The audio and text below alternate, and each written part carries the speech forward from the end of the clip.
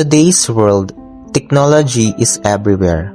From the moment we wake up to the time we sleep, our lives are connected to screens, apps, and the internet. But have we ever stopped to ask, how does technology really affect us, not just individually, but as a society?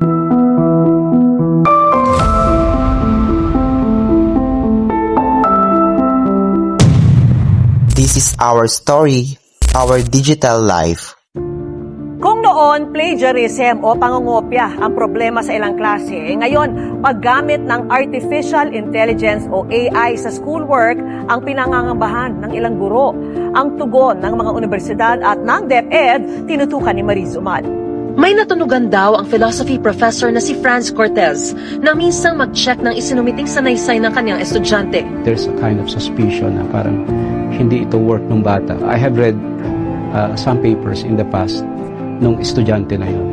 And bakit biglang gumanda yun? For me, technology became essential during online classes. At first, it helped me stay connected with my studies. But over time, I was always tired, distracted, and less focused. Dapat isama sa basic education curriculum ng bansa ang pagsusulong sa digital literacy. I realized that even though technology helps me learn, it also makes it harder to stay disciplined. So 120 kayo lahat? Ba't mo pinapakopya sa kanila yun? Kasi isa lang yung aklat namin. Kaya gusto ko gawin mag-eskwela, isang gurang na ako. Nagpurbal gawin ako pag-eskwela. I spend most of my time on social media. It helps me to connect with my friends, but sometimes I compare myself to others.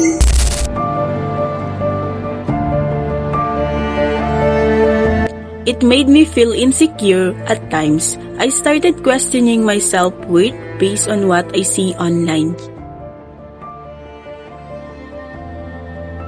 I also noticed that too much screen time affects my sleep and health. Pangalawa ang Pilipinas sa may pinakamaraming kaso ng online na pang-aabuso sa mga bata sa buong mundo ayon sa isang grupo. 2022 pa, may batas laban dyan pero kalalagdalang ng IRR o gabay sa pagpapatupad niyan. Nakatutok si Salima Refran.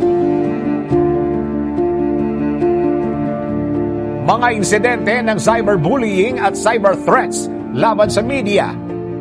Tututukan ng pamahalaan. Naritong news scoop ni Gilbert Verdes. Bagamat bumaba na raw ang bilang ng mga aktual na pamamaslang sa mga mamamahayag sa mga nagdaang taon, tumataas naman ang bilang ng mga insidente ng online threats at cyberbullying. Ito'y ayon sa Presidential Task Force on Media Security o PTFOMS. Sa bagong Pilipinas ngayon, sinabi ni PTFOMS Executive Director Technology, it also helped me. I use it to learn new skills. Watching movies and explore my interests.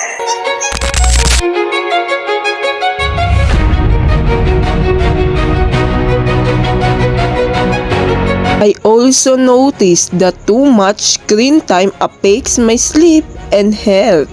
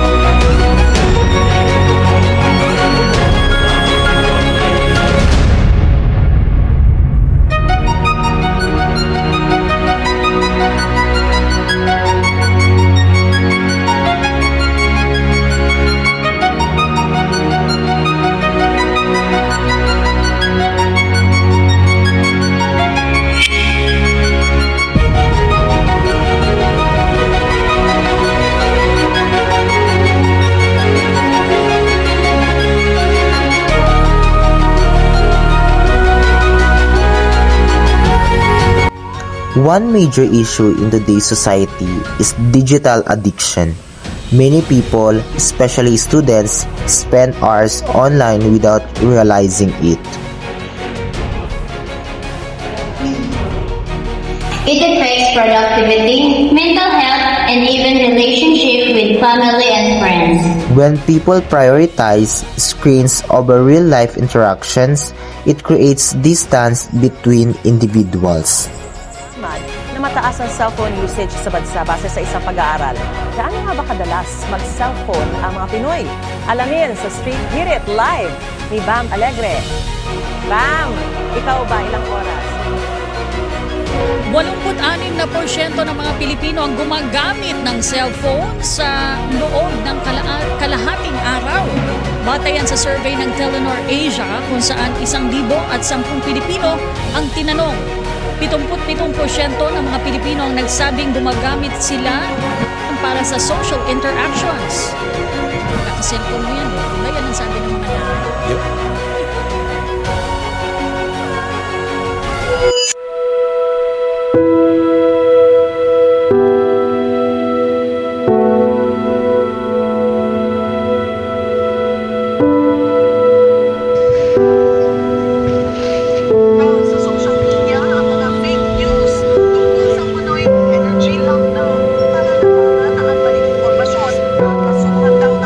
Another serious issue is misinformation.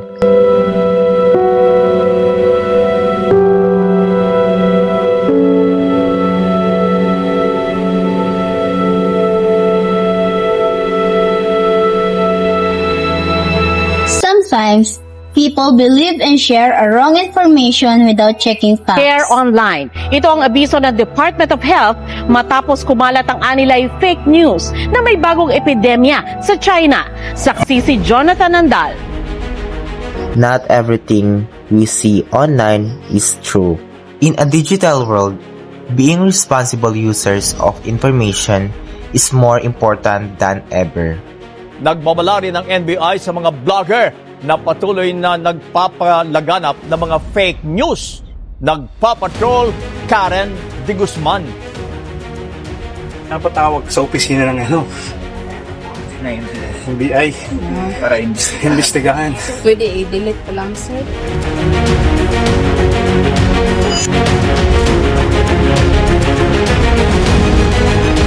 Our experiences are not just personal.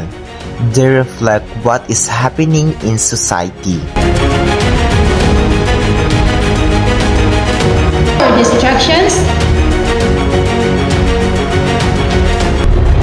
our insecurities, Our dependence on technology,